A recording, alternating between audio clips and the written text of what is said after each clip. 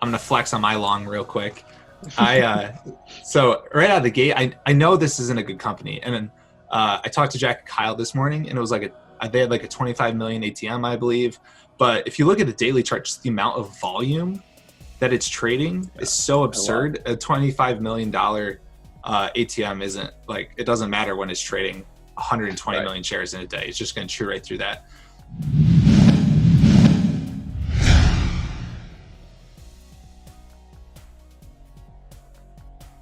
Welcome back, traders, to another episode of Twist. This episode will be going live on April 23rd, but was recorded the day before on April 22nd. In this episode, I have Jack and Kyle on again, and they talk about how their week's been since our last episode, break down some rules that they've implemented to help their trading, and we review two stocks this week, MRNA, which is a coronavirus supernova, and WATT, which is just your classic penny stock. We go more in depth into these stocks than we did last week and really break down Jack and Kyle's thought process on how they shorted these and why. Another thing I introduced on this episode was What's on Your Radar, where Jack and Kyle provided two stocks that they are watching for the rest of this week. Stay tuned to the end of the episode to check out those stocks, but for now, let's dive right in. All right, everybody, welcome back to our second episode of Twist. We're recording this one on April 22nd, and you guys will see this tomorrow. It'll go out April 23rd. But I'd just like to go around just between Jack and then Kyle. I was hoping just for an update on, did you trade anything since our last episode? How's your trading been? Just what are your thoughts on the market the last week or so? You go ahead, Jack. I want you to start this one. All right. For me personally, I kind of finished my week last week, and I was 5 for 5 on green days, and I made like 11,500. But I felt like I wasn't trading properly, and a lot of the things I was doing, I was just kind of putting myself at danger. So I tried to make some rules on Sunday, and unfortunately I came in Monday morning and I just started swinging out of the open, and a couple positions went against me pretty quickly. So I suffered a pretty large loss day on Monday. I lost about 5,000, and that's I have one other red day that I lost about 5,000 or 6,000 on last month. So after that, it's just crucial to me to get back on track and get back to the basics. So Tuesday I was super happy with, and I recovered $3,500, and then today I recovered about $2,500. So I'm now green a little bit on the week, just trading stocks like Deccan OTC multi-day breakout today. A couple other trades was shorting WATT. Big gap. There's been some other setups too. I'll let Kyle brush up on his week now. Yeah. So for me, I think I briefly mentioned last week, but just a lot of singles. Nothing. A lot of plays, a lot of singles, but nothing amazing. I locked in about $1,000 last Friday.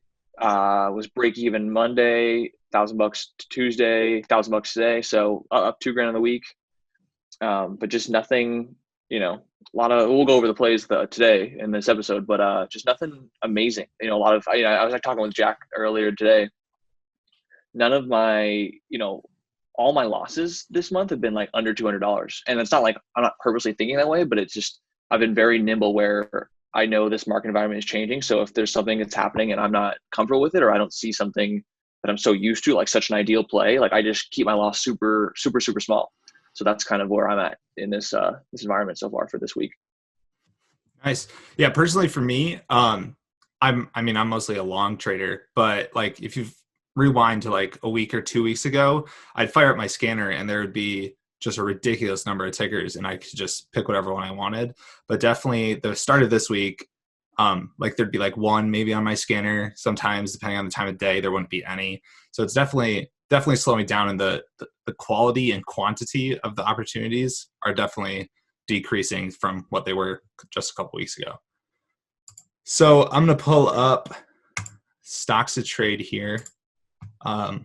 So this week we are going to go over MRNA and WATT. So to start MRNA, this has been going up since the coronavirus hype all started back in early March, late February, and it's just been squeezing out. They're a relatively high float.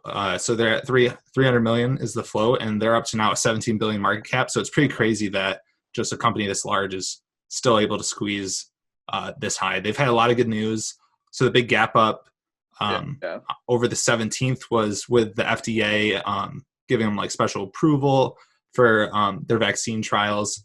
So yeah, so zooming in back to like a 5-day, 5-minute here. Let's start with Mr. Jack Kellogg on 420. This was your big loss day. So want to walk us through what happened?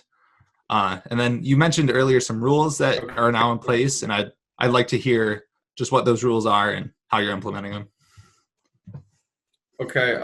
Could you start with the daily chart, please? Yeah. I'll flip back over. My idea going into Monday was that I was going to short MRNA since it had 3 days of extension, and you can kind of see the increasing volume and the red candle on Friday. So my mindset going into the day was I was going to short, and unfortunately it gapped down, so I started shorting at the open because I thought the odds were even more in my favor. And something that I did exactly on Turtle Beach and how it kind of got away from me was I added into the resistance from the previous day, like ticker symbol HEAR, where this ticker came from 2 and then gapped up that huge day. And you could kind of see how it closed on the doji candle. And then it kind of had that morning dip the next day. If you look on the candle on the big green day after it, it kind of dipped down there too. So unfortunately, those 2 tickers I shorted, and I had a wider stop because of how unlikely it was to get over the previous highs.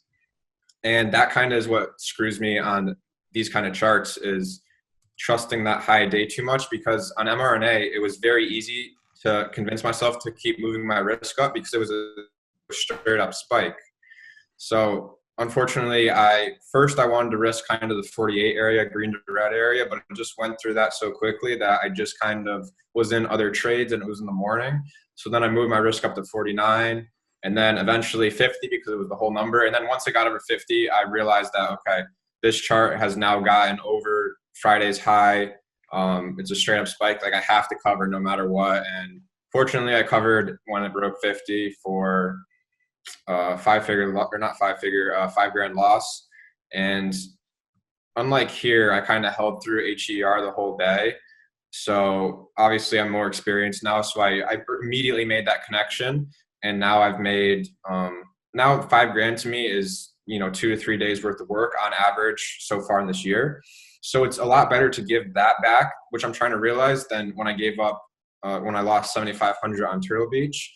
That was 25% of my account. So that's, a huge difference between now and then. So at the end of the day, I'm just happy that, my loss wasn't magnitude of, like $20,000 or something like that.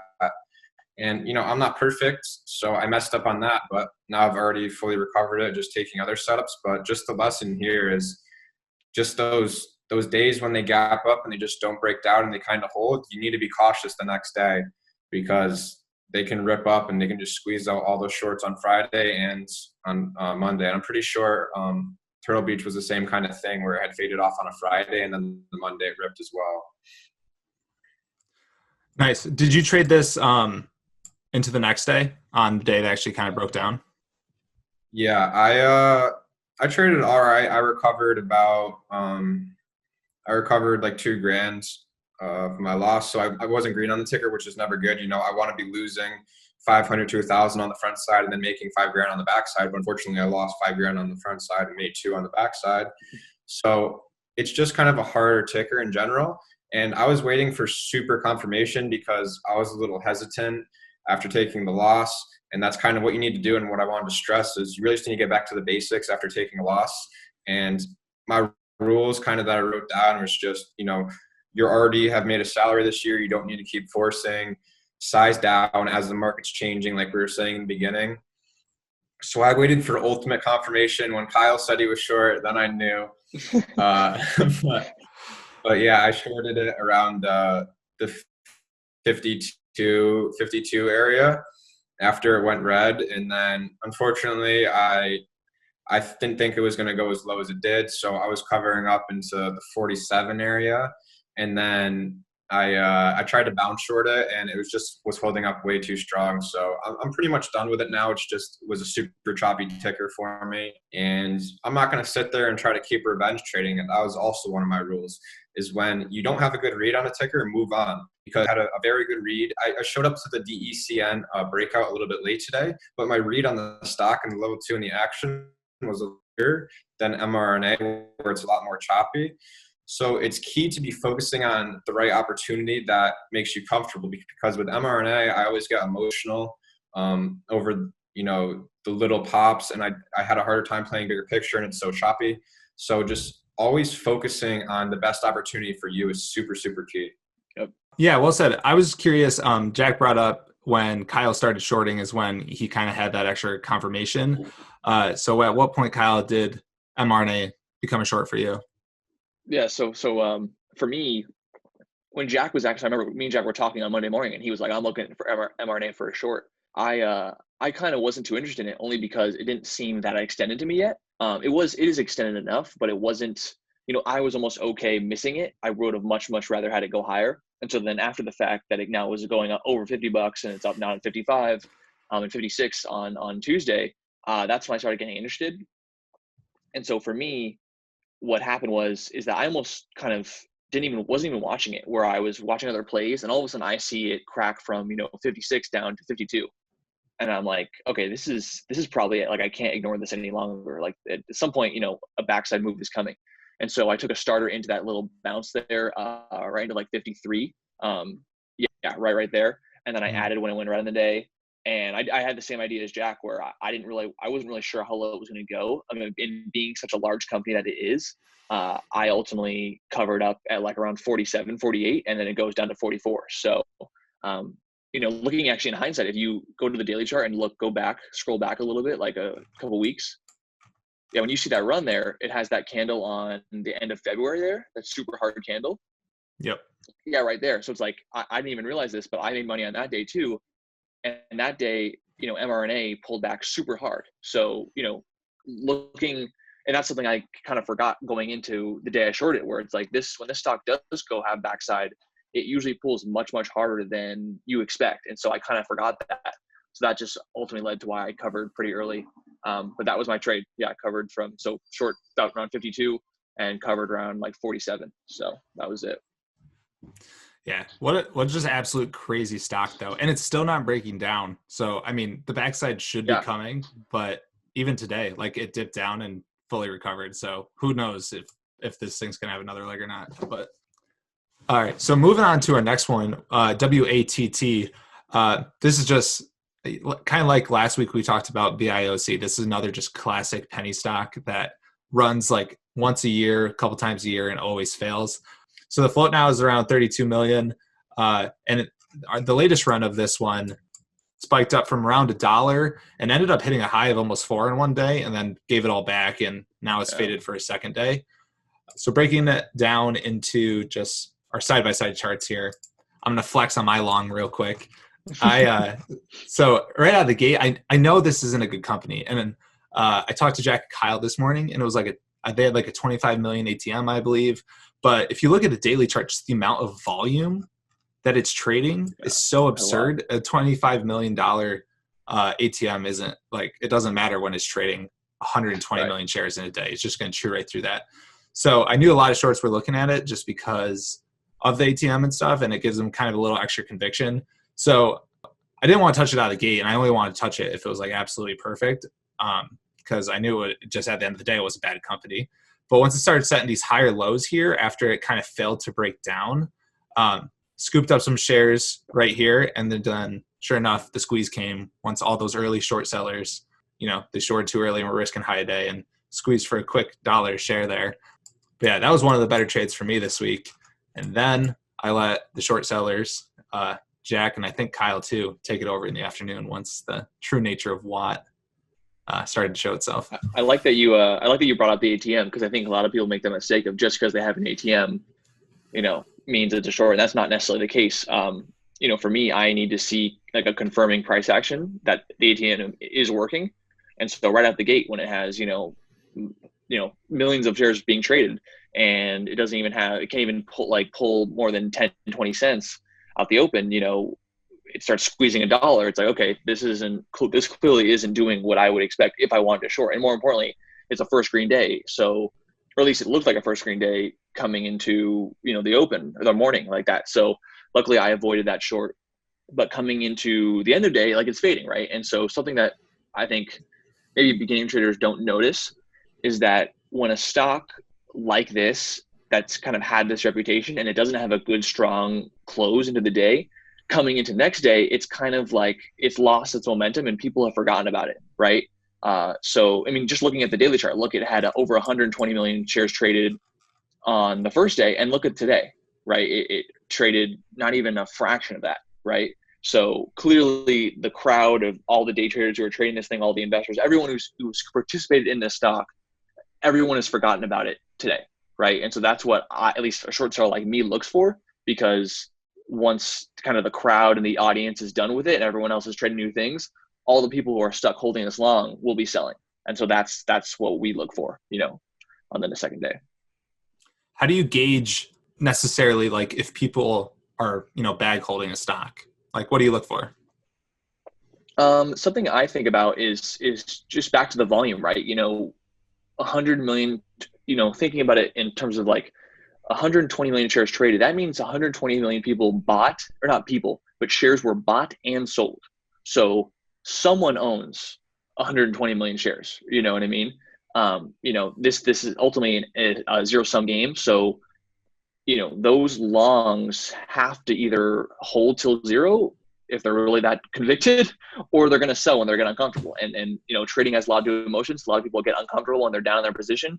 And so ultimately, longs are going to start bailing, right? They're going to start, when you're down, like, you'll almost put yourself in the perspective of someone who bought at $4 and it's now at $2.50, like, and you don't even know much about the company. So you just bought it because you had a hot tip from a friend, you're immediately uncomfortable, right? What are you going to do with that money when you see another stock running 100% the next day, right? You're probably going to want to sell your long and try to chase something else, right? That's unfortunately a large bulk and a mindset of a lot of people in this space.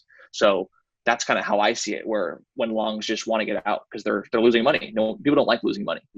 That's not the goal of this game. So.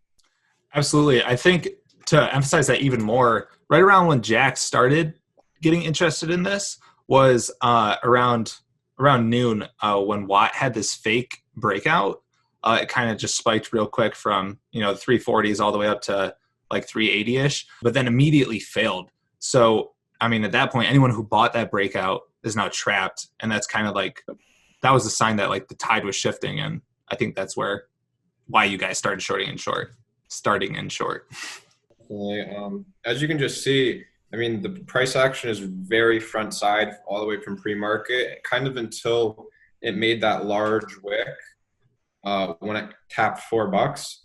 And then, as you can see, it just kind of faded off from there. And then once it tried to hold around the 350s and it had that another fake breakout, and then you could kind of just see I saw on the tape in level 2 that any pop was getting met with immediate sellers. And that was kind of the first trend change in the action that we had seen, where on the front side, it was, it was holding up well, it was squeezing, there was a bunch of volume, but right when it failed there, that's kind of where I entered short, and it wasn't the best entry, but I was just super convicted, and I just put my stop on 350 and I was shorting 325. And I just kind of had that nice fade into the close. And then me and Kyle got another play on it today when it gapped down, or didn't gap down. Unfortunately, they released some news, and me and Kyle had a little short on pre-market that we got squeezed out on. But when it went red in the morning, we re-attacked and we were able to play it down to the low 2s. But just being able to take advantage of that 3-2 backside that it offered between late afternoon yesterday and early morning today was where I want to be focusing on my short. And it's not a trade that I use a lot of size on, because I'm most comfortable with multi-day runners. But when I see large extension on first green days with toxic dilutive qualities, then I'm a little more interested in it, and I will try it out if it's showing me the correct action that I want to see. That makes sense to me. The last segment I want to, kind of introduce to this show is just stocks that people should have on their radar. And maybe if you guys could give just a brief overview of kind of what you're looking in an ideal situation for the rest of this week and going into next week. So do you guys have any particular stocks on your watch list? First one for me is what me and Jack played long today, which was DECN. It's a penny play or sub-dollar play. Yeah, there we go. So this is revolved around, I think, Corona news, or at least healthcare Corona news, like finding a virus, getting data results and stuff like that. And I think we've talked about this with CYDY. It's one of those things where I'm not going to try to guess where it's going to go or how great it is. But ultimately kind of take it as guilty and proven innocent. So it had a great run today. I did actually make $500 on the breakout over 30 or 30 cents. So that was cool. But from here on out, it is still extended from, what is that, 18 cents to now nearly touch 40 today. So, whatever the price action tells me going forward is the direction I'm going to take it. So, if it has a red day tomorrow, I probably will short. If it keeps going higher, then great. I probably won't chase it any higher, but that's just my view on it for now. Okay. So you're a long bias trader. At what point is kind of the trigger point where, you don't want to be long anymore and the shorts are like you guys are going to start piling in? For me, I personally love looking at the speed up there, the last hour or so of the day and the intraday there. From it going from 35 to 40 within, not even an hour, that's almost think of it as an opposite dip buy where that's a parabolic right there. But an opposite dip buy is where it's panicking so much to the point where it starts bottoming out. Like if you almost flipped DECN's chart like upside down, it would look like a panic dip buy. So just that emotional overdone spike or overdone panic is usually a safe way to take profits and exit. So. Gotcha. Are you guys still watching MRNA for the rest of this week, or is this one kind of you're over it and it's dead to you? Or are you just waiting for more clarity? Jack loves it. He's going to keep watching. I'm kind of over it. I hope that it goes higher, but just kind of like a rule that I have for myself now is like I'm not going to play it with after it's had its first red day, and I tried to trade it that day as I would with any like other stock, but now that it's kind of just holding up, I don't want to revenge trade it, It's done its pattern that I was looking for. So now I'm just going to watch it, keep it on watch, and ideally it goes higher.